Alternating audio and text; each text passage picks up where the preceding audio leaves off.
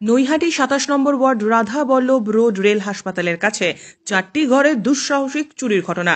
একটি টোটো এবং ৪টি ঘর মিলিয়ে নগদ প্রায় ১৫,০০০ টাকা, ২টি সাইকেল, একটি মোবাইল ফোন এবং ২টি রিকশাও চুরি গিয়েছে। এই বিভৎস রিটে এই ভয়াবহ চুরির ঘটনায় অঞ্চলে চাঞ্চল্য ছড়িয়েছে।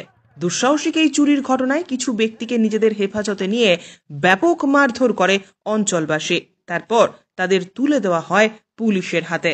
ব্যুরো রিপোর্ট, জাগো ভারত।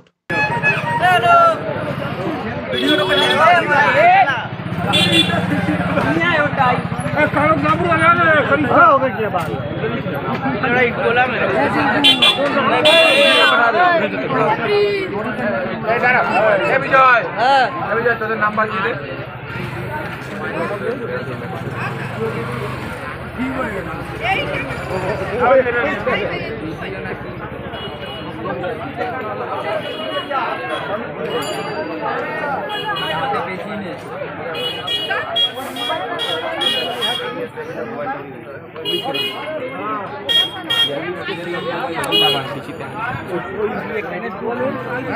পাকাটা দাঁড়া আবার দিয়ে বল ভালো করে। ল্যাংড়া পাকাটা আছে, বাক্কার আছে আর রিপন আছে। এরা কোথায় থাকে? স্টেশনের মধ্যে শোয় দাদা। তুই নিয়ে যাবি, তুই এখন সবাইকে এদেরকে নিয়ে যাবি কোথায় থাকে, ঠিক আছে? আর নাহলে ফোন করে ডাক। নাম্বার আছে তো? নাম্বার নেই দাদা, ওদের কাছে নাম্বার নেই। তাহলে রাত 2টো 3টে আড়াইটে কাদের কল? হ্যাঁ এখন কালে ওরা স্টেশন শুয়ে আছে দাদা, এখন কালে পাবো। এই ল্যাংড়া 100% ফোন কর, বল ভালো মাল পেয়েছি, আয় বা একা যাচ্ছে না, ফোন কর, ফোন কর। বল একা যাচ্ছে না, একা পারছি না নিয়ে যেতে, অনেক 2-3 জন লাগবে। দাঁড়া দাঁড়া, খুব ভালোভাবে বলছি, তোকে এক্ষুনি ছেড়ে দেওয়া হবে। ছেড়ে দেবো। তুই শুধু ওদের ডেকে দে ব্যাস।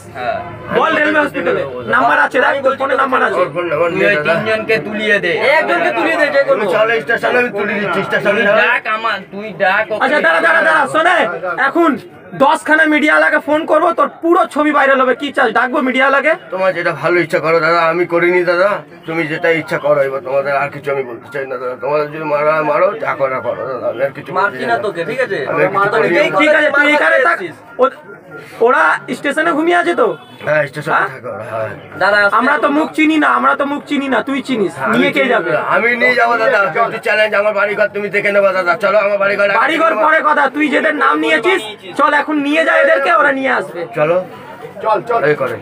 এই ডাক ছেড়ে দে।